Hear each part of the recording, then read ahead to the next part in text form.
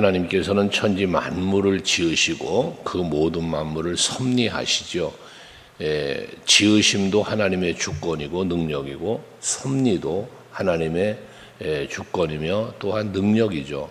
그래서 만물이 생겨진 것뿐만 아니라 그 만물이 어떻게 움직이고 또 어떻게 번성하며 이 세상을 이루어가는 인류와 모든 만물이 돌아가는 것인지는 하나님이 하시는 일이라는 거예요. 그러니까 부는 바람 하나도 하나님의 주권의 섭리 속에 있다라는 것이죠.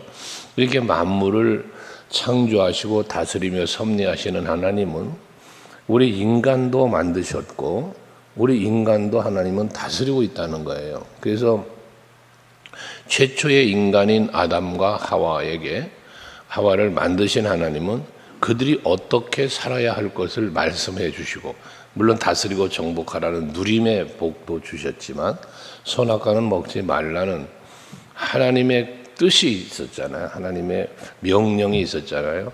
그러니까 그렇게 살도록 하나님은 이끄시는 거예요. 근데 하나님이 원하는 대로 살지를 않았다고 해서 반드시 죽으리라고 했다고 해서 그냥 죽여버리고 끝, 그게 아니고 하나님은 인류를 향한 또 자기의 형상대로 지으심 받은 그 인간을 향한 하나님의 뜻이 계획이 있으셨기에 그 뜻을 이루시는 섭리를 하셨다는 거죠. 그래서 그 섭리 중에 육체적으로 보면 가죽옷을 해서 입히시는 등 여러 가지 일을 하셨잖아요. 범죄하는 가인도 이마에 인을 치셔서 해치지 못하도록 지키시는 이런 은혜까지 베푸시는 이 하나님의 은혜지 않습니까? 그런 섭리, 우리 구속과 구원의 섭리도 마찬가지. 이 하나님이 하시는 전적인 주권과 섭리라는 것 아니겠습니까? 이것처럼 오늘 여기 본문에서 말하는 16절 이하의 말씀에 보면 디도의 마음을 움직이시는 하나님에 대한 말씀을 해요. 마음을 움직이시는. 그래서 16절에 너희를 위하여 같은 간절함을 디도의 마음에도 주시는 하나님께 감사한다 라는 말씀을 합니다. 하나님은 여러분들의 마음도 다스리시는 거예요. 그래서 우리의 마음 속에 마음을 주신다는 게 뭡니까? 어떠한 마음을 갖도록, 어떤 생각을 갖도록 하나님은 우리의 마음을 다스리신다는 말씀 아니겠습니까? 근데 그 하나님이 움직이는 마음 속에 16절, 17절에 보면 간절한 마음을 주셨다라고 간절함을 이야기하고 17절에는 간절함으로 뭐 했습니까? 자원하여 라고 말해서 자원하는 마음도 하나님이 주셨다는 거예요.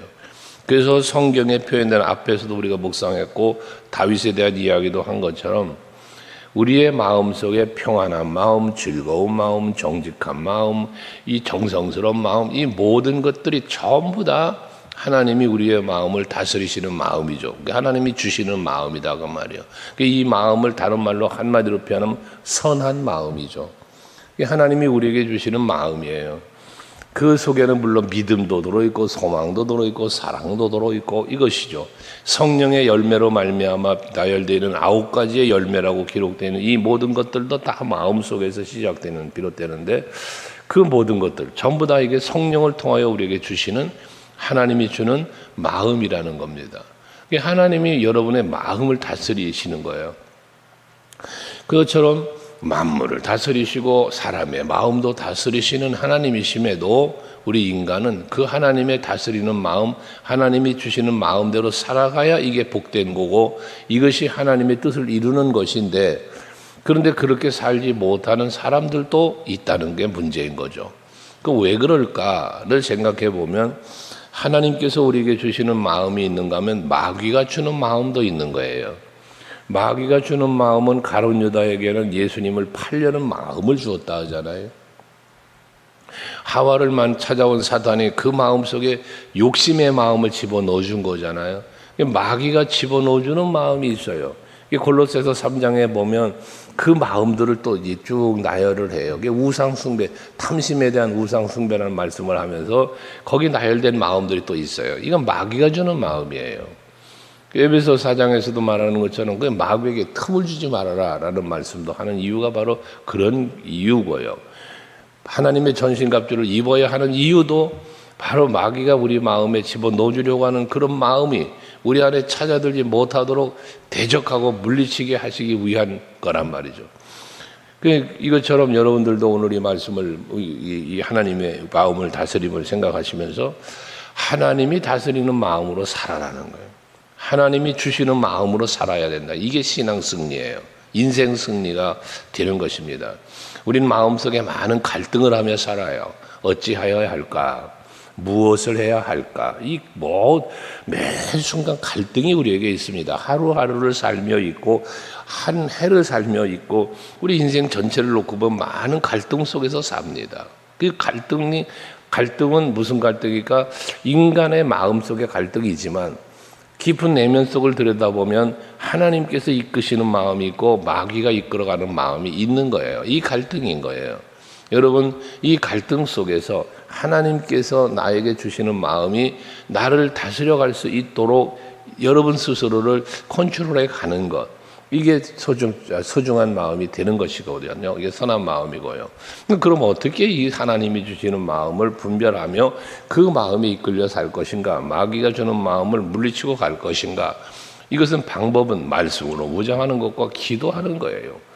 하나님 앞에 기도하시면 기도만 하는 게 아니라 하나님의 말씀을 묵상하면서 그 말씀 안에서 나에게 주시는 교훈들이 있거든요. 이 말씀이 우리에게 주는 게 교훈과 바르게 함과 의로 교육하기에 유익하다. 그래서 하나님의 사람으로 온전하게 만든다는 거잖아요. 모든 선한 일을 행할 능력을 갖추게 해 주신다는 거잖아요. 이게 하나님이 우리에게 주신 마음을 주시는 통로예요.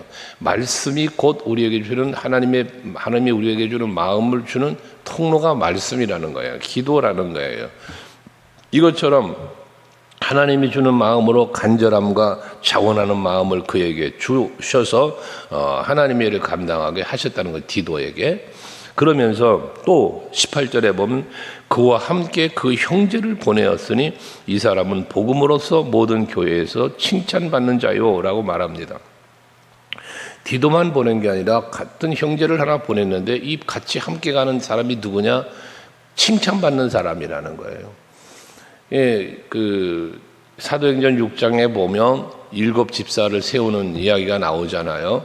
사도들이 이제 그 말씀을 전하며 또 구제하는 일도 하다 보니까 이게 감당이 안 돼서 이 말씀 전하는 일과 기도하는 일에 전념하고자 이 구제하며 봉사하는 일을 집사님들을 세워서 감당하게 하는 그 집사 세우는 일이 있었지 않았습니까?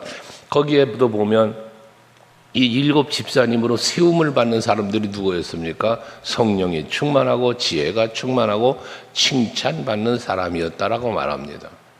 그러니까 여러분들이 우리가 신앙생활 하면서 하나님의 다스리심, 하나님이 주신 마음으로 살아가는데 그렇게 살아가는 사람은 결과적으로 누가 되느냐? 칭찬받는 사람이 될 수 있다는 거예요. 그 디도와 함께 동역하며 나아갈 수 있도록 함께 할 수 있는 사람으로 세움받을 수 있는 사람, 칭찬받는 사람이었다는 것이거든요. 이 사람의 칭찬받은 이유에 대해서 19절 말하는데 이뿐 아니라 그는 동일한 주의 영광과 우리의 원을 나타내기 위하여 여러 교회의 택함을 받아 우리가 맡은 은혜의 일로 우리와 동행하는 자다. 여기 표현된 대로 보면 19절에 보면 여러 교회의 택함을 받아 우리가 맡은 은혜의 일로 우리와 동행하는 자다라는 표현을 해요. 이게 칭찬받는 사람의 칭찬받는 이유요 세움을 받게 되어진다는 걸 말하는 것이거든요. 그러니까 여러분들이 교회 안에서뿐만 아니라 모든 함께하는 이웃들에게조차도 여러분들이 칭찬받을 수 있는 사람이 되어야 한다는 것이죠. 그러기 위해서는 우리가 믿음 안에서 칭찬받는 사람이 되어야 되는데 물론 세상적으로도 칭찬받고 인격적으로도 칭찬받고 그게 매우 중요한 일이죠. 그리스도인이 칭찬받는다는 건 매우 중요해요. 그런데 신앙 안에서 볼 때 칭찬받을 만한 일은 어떤 일이냐? 물론 윤리, 도덕 이런 덕목적으로도 칭찬받아야 마땅하겠지만 여러분들이 하나님의 일에 함께하고 세움을 입고 동행하고 동역하는 이러한 사람이 되어지는 것, 이게 곧 영적으로 하나님 앞에와 교회 앞에 칭찬받게 되어지는 거예요. 여기 여러 교회의 택함을 받았다 그러잖아요. 여러 교회에. 이건 그만큼 어디를 보내도 어떤 교회를 보내도 하나님의 일을 잘 감당하는 사람이었다는 이야기인 것입니다. 그러니까 디도와 함께 고린도 교회를 또 보내게 되었다는 이야기가 되는 것이죠. 여러분들 간혹 제가 그런 말을 했지만 하나님의 일을 해야 될 때, 교회의 어떤 일을 해야 될 때 기도하면서 이 일을 누구에게 맡길까? 이 일을 누구에게 맡길까라는 생각을 하게 될 때 펄떡 떠오를 수 있는 사람이 있지 않습니까? 왜? 믿으니까, 신뢰하니까, 맡길만 하니까 그런 거잖아요. 그러니 여러분들이 바로 그런 사람들이 되셔야 되겠다는 거죠. 어떠한 일이든지 어떤 문제가 생겨서 이 문제를 해결해야 돼. 이 일을 풀어가야 돼. 그때에 여러분들에게 그 일을 맡길 수 있는 사람. 이것이 바로 오늘 여기 본문에 말하고 있는 디도와 같은 사람, 그와 함께 형제와 같은 사람이라는 것이죠. 오늘 이 아침에 예배하는 여러분들이 바로 우리 교회 안에서 그와 같은 칭찬받는 일꾼으로 세움을 받고 쓰임받는 여러분 될 수 있기를 바랍니다. 그러면서 20절 이하의 말씀은 21절까지 말씀은 이것을 조심하문이라고 말씀하고 있습니다. 여기서 이것이라는 것은 하나님의 일이에요.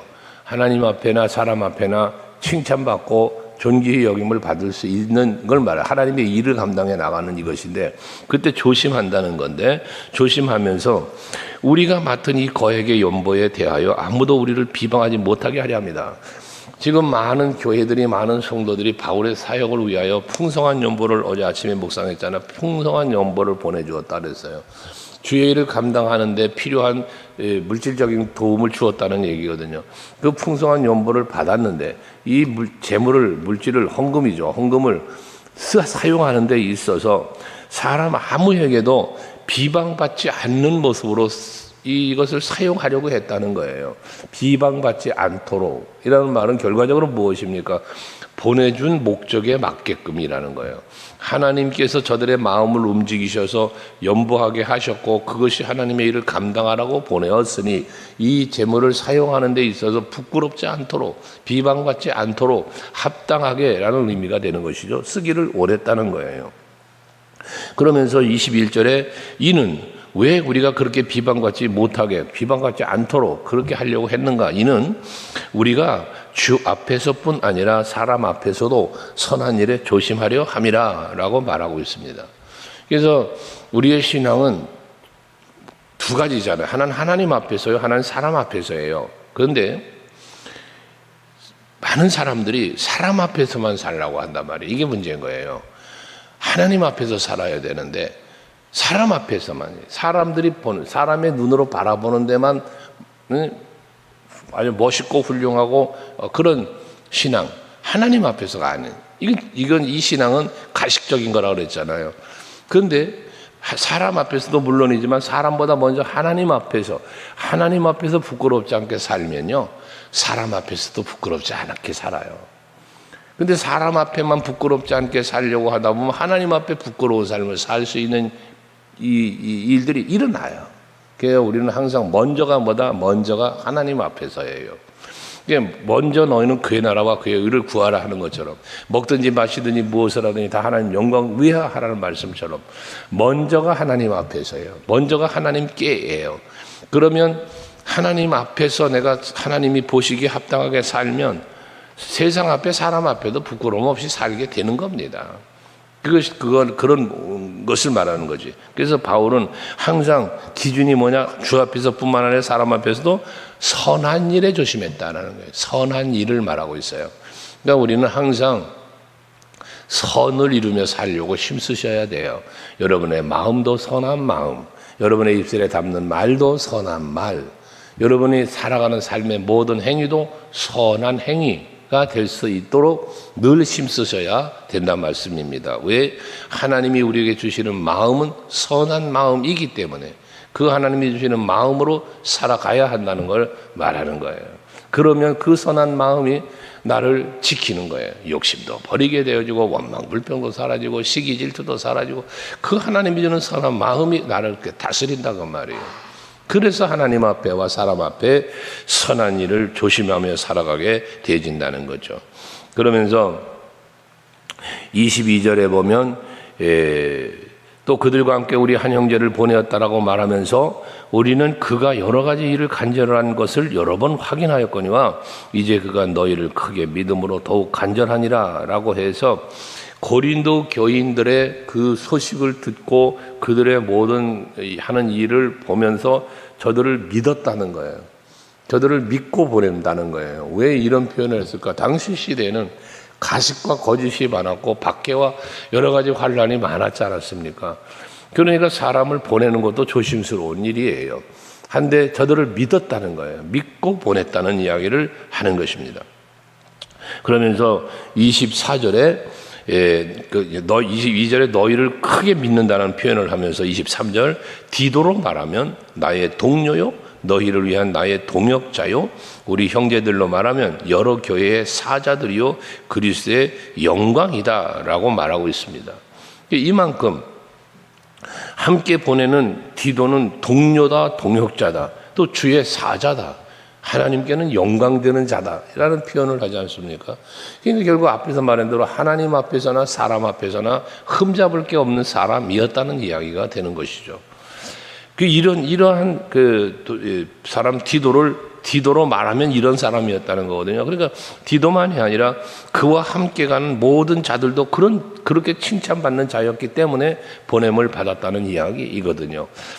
오늘 여러분이 사시고 또 날마다 하루하루를 사시면서 이렇게 어디든지 세움을 입을 수 있는 사람, 보냄을 받을 수 있는 사람, 책임을 맡길 수 있는 사람, 감당할 수 있는 사람, 이게 바로 여러분들일 수 있기를 원하는 겁니다. 우리의 마음은 갈대와 같아서 앞에 말했죠. 흔들리는 마음이 있을 수 있다고. 그 흔들리는 마음을 내가 굳게 잡아가면서 이렇게 어디든지 세움을 입고 어디든지 보냄을 받고 무슨 일이든지 맡겨질 수 있는, 맡은 바 되어질 수 있는 사람, 이러한 사람이 되어져야 된다는 거죠. 맡은 자가 구할 것은 충성이라고 말씀하신 것처럼 그 충성이라는 말이 뭡니까? 목숨 다하기까지 주어진 그 맡은 일을 감당하는 사람을 말하는 거예요. 그런데 그 충성이라는 단어가 어디서 나왔다? 믿음이라는 단어에서 나왔다는 거예요. 그러니까 온전한 믿음을 갖고 내가 이 맡겨진 일을 사명을 충성스럽게 감당할 때 그것이 사도 바울의 고백처럼 내 생명보다도 더 귀한 것으로 여겼다잖아, 사명을. 이런 모습들, 이런 마음들, 이게 우리 소강교회 성도들의 마음이고 믿음이고 또한 삶의 행위일 수 있기를 바라는 겁니다. 마지막 24절에 그러므로 너희는 여러 교회 앞에서 너희의 사랑과 너희에 대한 우리의 자랑의 증거를 그들에게 보여라 라고 말하면서 사람들 앞에 보여지는 신앙, 이것은 가식적인 걸 말하는 게 아니에요. 어떤 외식적인 행위를 말하는 게 아니라 저들의 진정한 헌신, 앞에 디도와 그 함께하는 형제들의 이야기를 했잖아요. 이러한 모습, 이들이 너희들에게 보내는데 이들처럼 너희들도 하나님 앞에서와 사람 앞에서 선한 일을 보여라 하는 거, 보여라. 오늘도 여러분 사시면서 홀로 사는 세상이 아니잖아요. 집에 가면 가족이 있고 여러분 이웃들이 있고 직장 가면 동료들이 있고 이런 것처럼 나와 더불어 함께 살아가는 사람들, 교회에서뿐만 아니라 그 모든 삶의 현장에 여러분들이 하나님의 사람으로 선한 일을 이루어가는 모습을 보여줄 수 있는 여러분들이 되셔서, 이게 모범이라는 단어를 우리가 쓰잖아. 모범, 믿는 자의 모범이 되어지는 여러분들이 되셔서 하나님께는 영광, 여러분 또 세상 사람들에게는 유익함, 여러분들에게는 하나님이 베푸시고 사람들이 인정해주는 그러한 또한 그 칭찬받는 또 그 인정받는 분으로 말미암아 누릴 수 있는 많은 누림들이 여러분의 삶 속에 있기를 주의 이름으로 축복합니다. 기도하시겠습니다.